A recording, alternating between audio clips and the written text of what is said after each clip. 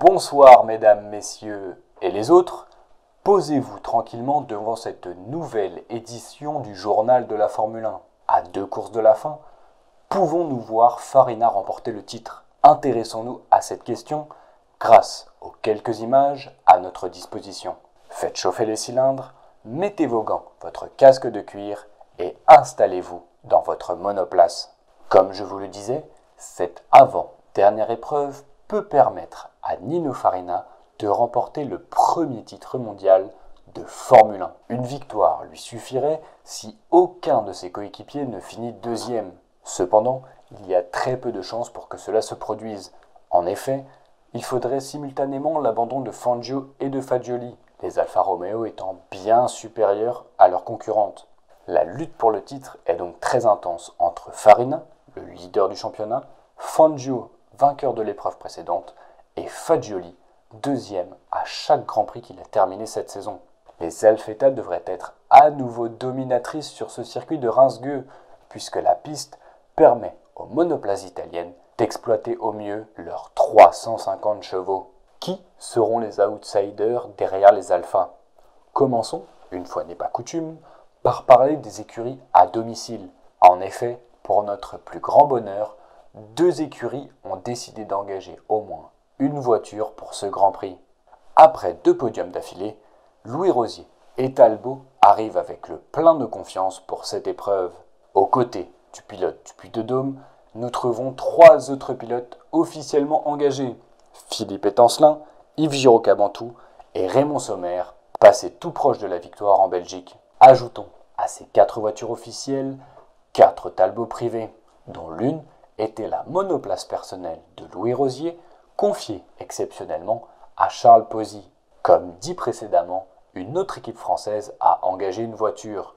Après un Grand Prix de Monaco raté, Simca Gordini ne pouvait louper son Grand Prix national. Effectivement, Amédée Gordini a décidé d'emmener une voiture bleue pour Robert Monzon, espérant inscrire quelques points devant le public français. Revenons aux écuries italiennes. Ferrari avait testé sa 275 F1 lors du Grand Prix de Belgique. Si ses performances restent à démontrer, sa capacité à consommer moins de carburant que ses concurrents reste un avantage non négligeable pendant la course. Alors que 2 voitures devaient être emmenées, une seule roulera, Ascari et Villierossi se partageant le volant. De son côté, Peter Whitehead sera aux mains de sa Ferrari 175, usine personnelle. Et pour finir, nous pouvons observer le retour des Maserati 4 CLT usine. Ne rattrapant toujours pas leur retard en termes de développement, que peut-on espérer de Louis Chiron et de Franco Roll sans matériel adéquat? A noter le retour de José Froilan González, quelque peu blessé au Grand Prix de Monaco, et qui vient participer au volant d'une des 4 Maserati privées alignées sur la grille. Ah, notre beau pays qu'est la France accueille enfin un Grand Prix de Formule 1. Le circuit, situé près de la capitale du Champagne, vit sa première course en 1926. La piste est longue de 7,81 km et est de forme triangulaire, composée de seulement 3 virages et de quelques courbes rapides, se passant à près de 240 km/h. Ce circuit devrait nous offrir de la vitesse et des dépassements à n'en pas douter. C'est parti pour les essais qualificatifs. Rien ne résiste aux Alfa Romeo et à Fangio, qui signe une 3e pole position cette saison sans trop de difficultés. L'Argentin, plutôt à l'aise sur ce circuit, bat très largement le leader du championnat, lui collant près de 2 secondes. Quant à Fagioli, il est complètement largué à plus de 4 secondes. Fangio prend de suite l'avantage psychologique sur ses coéquipiers.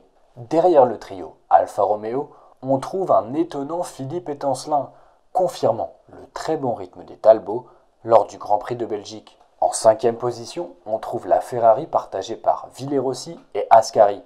Cependant, Enzo Ferrari a préféré retirer sa 275 F1, jugeant qu'elle manquait encore de mise au point. Ce forfait fait remonter d'une position toutes les voitures se classant derrière. Ainsi, la Talbot de Philippe Étancelin sera accompagnée en 2e ligne par une autre Talbot, celle de Yves Giraud-Cabantous. Suit Louis Rosier à plus de 15 secondes du meilleur tour. Puis viennent les 2 Maserati de Franco Roll et de José Froilan González. Plus bas sur la grille, on trouve la seule Simca Gordini engagée en 13e position et Louis Chiron en 14e place.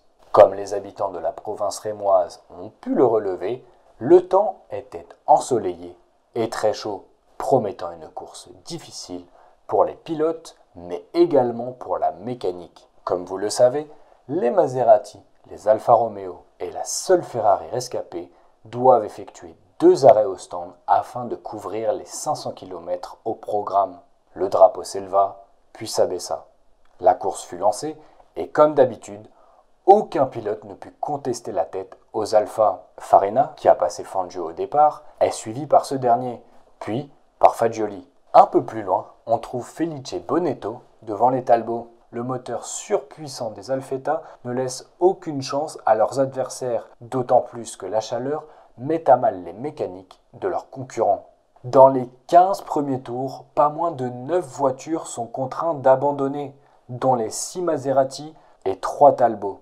Fin d'épreuve pour les Maserati qui quittent la France sur une nouvelle désillusion. Alors que nous approchons de la première vague d'arrêt, le classement devant n'a pas changé. Farina renforce sa position en tête, puis suivent Fangio et Fagioli. Derrière, on trouve Philippe Étancelin en embuscade pour un podium, puis vient Peter Whitehead, pourtant parti dernier, et la surprenante Simca Gordini de Robert Manzon. Au 17e des 64 tours, Farina est le premier à s'engouffrer dans les stands, mais son arrêt ne se passe pas bien. Son moteur subit un problème d'alimentation et le leader du championnat est immobilisé pendant près de 7 minutes. Cette perte de temps est considérable, d'autant qu'elle n'a pas lieu pour ses coéquipiers Fangio et Fagioli. D'ailleurs, l'Argentin ressortira devant Fagioli et avec beaucoup d'avance sur Étancelin. Malheureusement, le Français est obligé de laisser sa Talbot à Eugène Chabou, car il fut brûlé par une fuite d'huile. Lorsque la deuxième fenêtre d'arrêt au stand arrive, le public observe ce qu'il se passe chez Alpha et espère du rebondissement permettant à une voiture française de stopper l'hégémonie italienne. Mais rien ne stoppera leur domination. Si Fangio et Fagioli ne rencontrèrent à nouveau aucun problème, ce ne fut pas le cas de Farina. Handicapé cette fois-ci par un problème de pompe à essence, il reste immobilisé pendant près de 2 minutes avant de repartir. Alors qu'il était parvenu miraculeusement à remonter en 3e position, le sort s'acharna sur lui, l'obligeant à s'arrêter définitivement. Un abandon pesant lourd dans la balance, puisque ses poursuivants au championnat finissent 1er et 2e. Fangio réalise le gros coup de ce week-end, prenant 9 points, dont le point du meilleur tour. Vitesse, fiabilité et savoir-faire ont permis à Alfa Romeo de remporter ce Grand Prix de France 1950. Loin derrière, on trouve la Ferrari privée de Peter Whitehead, alors que le Britannique était parti de la dernière ligne. 2 voitures françaises complètent ce top 5 pour ne pas déplaire au public. La Simca Gordini semblait ne pas être assez performante, mais la superbe course de Robert Manzon lui permet d'accrocher les 3 points de la 4e place. Et enfin, Eugène Chabou a fini le bon travail de Philippe Étancelin et les 2 pilotes se partagent les 2 points de la 5e position. Qu'en est-il du classement du championnat du monde avant la dernière épreuve en Italie le 3 septembre prochain? Fangio est pour la première fois de la saison seul en tête du classement avec 26 points, soit 2 de plus que le régulier Fagioli, 2e. Le grand perdant du jour n'est autre que Farina qui voit son compteur bloqué à 22 unités. A noter que Louis Rosier conserve sa 4e place avec 10 points. Mais alors, lequel des pilotes Alpha tirera son épingle du jeu et remportera le premier championnat du monde de Formule 1?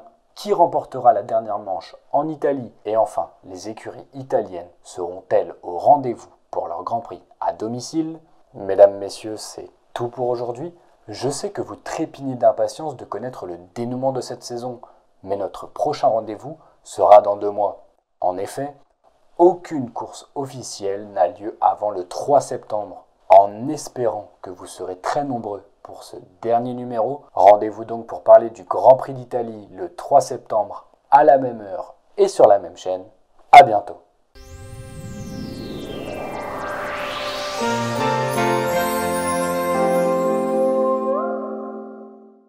Eh toi, oui toi, si la vidéo t'a plu, tu peux lâcher un pouce bleu. N'hésite pas à commenter la vidéo, je réponds à tout le monde. C'est important pour la visibilité, ça permet de faire grandir la chaîne. Et surtout, pense à t'abonner et à activer la cloche puisque le prochain épisode est dans 2 mois, le 3 septembre. Ce serait dommage de louper le dénouement de la série. En bas de ton écran, tu trouveras mes réseaux sociaux. Je t'invite à venir y faire un tour et à t'abonner pour avoir plus d'informations sur la chaîne.